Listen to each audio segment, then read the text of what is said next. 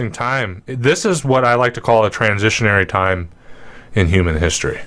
Yeah. You know what I mean? You just look at everything going on, and it's like you can see that the old paradigm is shifting or trying to. And here's the thing that also gives me hope. And like, yeah, they can put it down, they can put it down, they can put it down. But in the end, it's impossible to stop the trend of history. You know what I mean? And I know I've said this before, but it's just true. It is possible, and you have all that money and control to manipulate it in your favor, though. No, but dude, in the end though, it like isn't, because they're playing on borrowed time. Do you know what I'm trying to say? Wow. Like, okay, so what I'm trying to say about the transition periods in history and how they're inevitable is this. Look at the wealth and power that the British Empire had. Mm-hmm. Okay, in the Age of Enlightenment, dude, it didn't matter. It just didn't matter, okay? They put it down, they put it down, they put it down, and it reached a point because...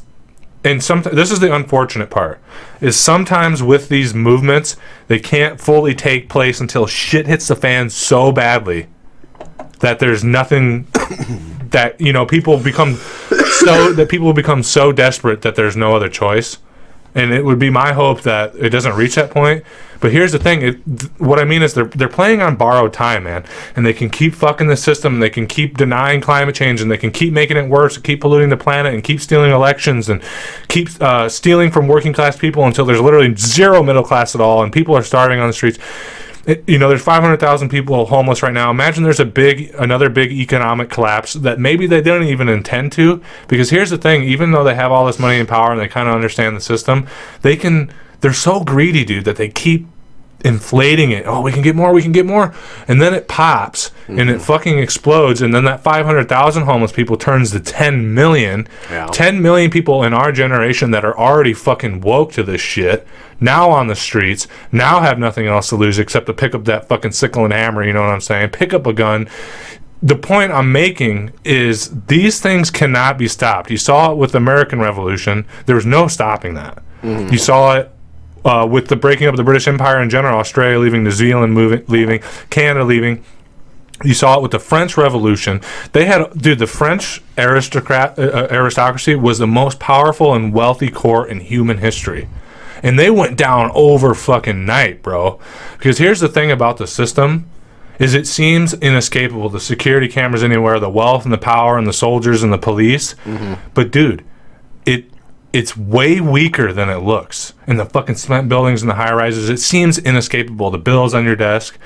But dude, it's all resting on those people, the military, the police, everybody doing their job.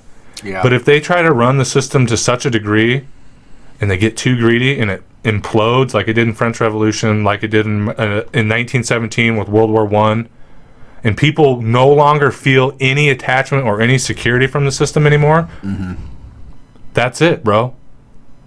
It bursts like a powder keg, and a powder keg, and there's nothing that can stop it, man.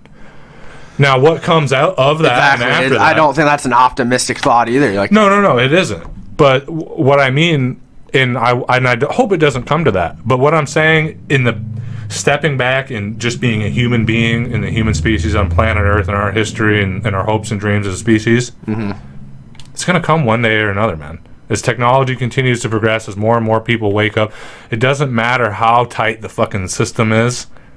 When the paradigm is at its end, the paradigm is at its fucking end. And you can, just like if you have cancer, late-stage cancer, you can do all this and that and put it off and put it off and put it off and put it off, but eventually you're going to fucking die. Yeah. It's the same thing, man. And maybe we're not there yet, but I don't know.